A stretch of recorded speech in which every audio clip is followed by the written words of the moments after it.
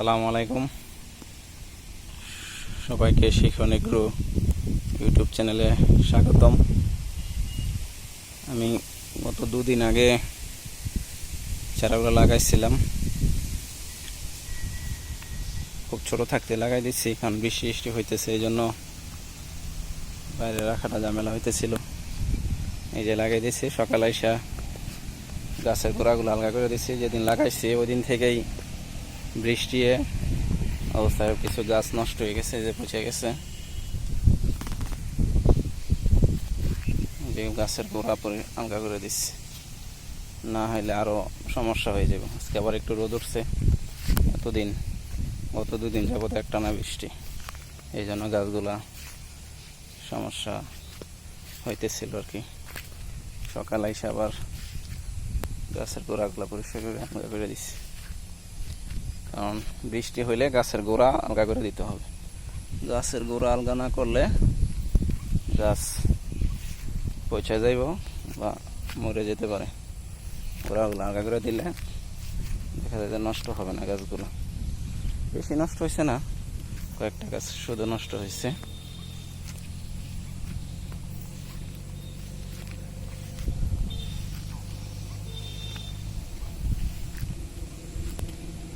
টুবাতে লাগাইছি, কারণ বৃষ্টির পানি জমে থাকে। এখানে একটা গাছ সমস্যা হয়েছে, বাকিগুলো দুইটা বার। এগুলা যখন লাগাইছি তখনই একটু ছিল, সমস্যা ছিল। বাকিগুলা মোটামুটি এই যে সুস্থ আছে।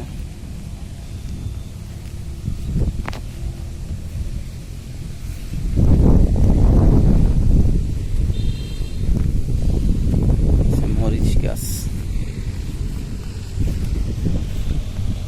4 থেকে 5টা গাছ মনে হয় যে সমস্যা হয়েছে, নষ্ট হয়ে গেছে, পচে গেছে বৃষ্টিতে। ওই গাছগুলো একটু সমস্যা ছিল, ওষুধ দিতে পারি নাই। আজকে ভাবছিলাম ওষুধ দিব, আজকে দিই নাই, মনে ছিল না। দেখি কালকে ইনশাল্লাহ পচে, যাতে না পচে ওই ওষুধ দিয়ে দিব। ওইটা হচ্ছে করজেপ, মূলত একটু ভিটামিন ধরবে বা ধরবে। যদি বেশি পচা হয় তাহলে অন্য ওষুধ দিতে হবে। আমরা নর্মালি ইয়ার জন্য করজেপ ইউজ করি বা ব্যবহার করি। করজেপ ব্যবহার করলে দেখা যায় যে পচা ধরে না, আবার একটু ভিটামিনের কাজও করে। আর যদি বেশি পচা হয় তখন আবার অন্য গ্রুপের বা অন্য একটু পাওয়ার বেশি দিতে হয়, যদি হয় বেশি পচা শুরু হয়। বেশি পচা না, হালকা যত বৃষ্টি হয়েছে বা একটু ভিটামিন দরকার আছে। আর নিচে সব সার দেওয়া আছে, মোটামুটি 5-6 জাতের সার ইউজ করছি, কম কম করে। এখানে পোকের ওষুধ দিছি, তারপরে বোরন দিছি, সালফার, ম্যাগনেসিয়াম, মোটামুটি সব জাতের সার ব্যবহার করি। অল্প অল্প করে হলে সব জাতের সার ব্যবহার করার চেষ্টা করি। তারপর গোবর দেওয়া ছিল হালকা হালকা করে। কম্পোস্ট সারটা যার কাছ থেকে আনি, ওর কাছে নাই আপাতত, বলসা নাই দিবে। আর ট্রাইকো কম্পোস্টটা ইউজ করব। মোটামুটি প্রতি গাছে প্রতি 1 থেকে 2 কেজি করে দিব। আর বৃষ্টির মধ্যে ট্রাইকো কম্পোস্টটা ইউজ করলে পচা ধরবে না গাছের গোড়ায়, তারপরে গাছগুলা ভালো থাকবে, বৃষ্টিতে নষ্ট হবে না। কারণ এখন যেহেতু বৃষ্টির সিজন, এখন বৃষ্টিতে সমস্যা হবেই। দেখি সপ্তাহখানের ভিতরে উপরের মাচাটা দিতে পারে কিনা। এ হচ্ছে আমার মোটামুটি প্রজেক্টের যে ইয়াগুলা। প্রজেক্ট বলতে এখানে 22 শতকের মতো আছে, ওই পাশে অর্ধেক আছে অন্য কিছু, আর অর্ধেক 10 থেকে 11 শতকের মতো আছে লাউ।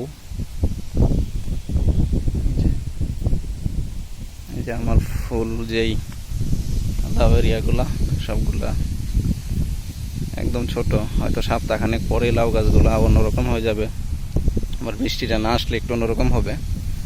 বৃষ্টির কারণে গাছগুলো বেশি হয় না। বৃষ্টি আসবে, বৃষ্টির সিজন, বৃষ্টি আসবেই, দেখি তারপর আলহামদুলিল্লাহ ফার্স্ট কাজ করতে হইব। আজকে ওষুধটা দিয়ে দিলে খুব ভালো হতো, ওষুধটা দিতে পারি না, খেয়ালই ছিল না আসলে। গতকালকে ভাবছিলাম যে দিব আজকে, কিন্তু আজকে আসার সময় খেয়াল ছিল না, না হয় নিয়ে আসতাম ওষুধ। এটা অবশ্য আমার যেখানে আমরা থাকি ওইখান থেকে অনেক দূরে, প্রায় 10 মিনিটের উপরে লাগে হেঁটে আসতে। এই যে রাস্তা, ওইটা হচ্ছে মেইন রাস্তা, এখান দিয়ে গাড়ি আসা যাওয়া করে। এটা হচ্ছে আমাদের রাস্তা থেকে একটু ভিতরে। সবাইকে ধন্যবাদ। ইনশাল্লাহ পরবর্তীতে আবার কখন কি করি সব কিছু বলবো, কখন কি দেই। কারণ বর্ষাকালীন যে লাউয়ের আগাম যে লাউয়ের এটা একটু সেবা যত্ন বেশি করতে হয়, বা ওষুধ বা অন্য কিছু করতে হয় বেশি। সবাইকে বলবো কখন কি দেই। সবাইকে ধন্যবাদ। সবাই আমার চ্যানেলটাকে সাবস্ক্রাইব করে দিয়েন, যাতে সবাই দেখতে পারে।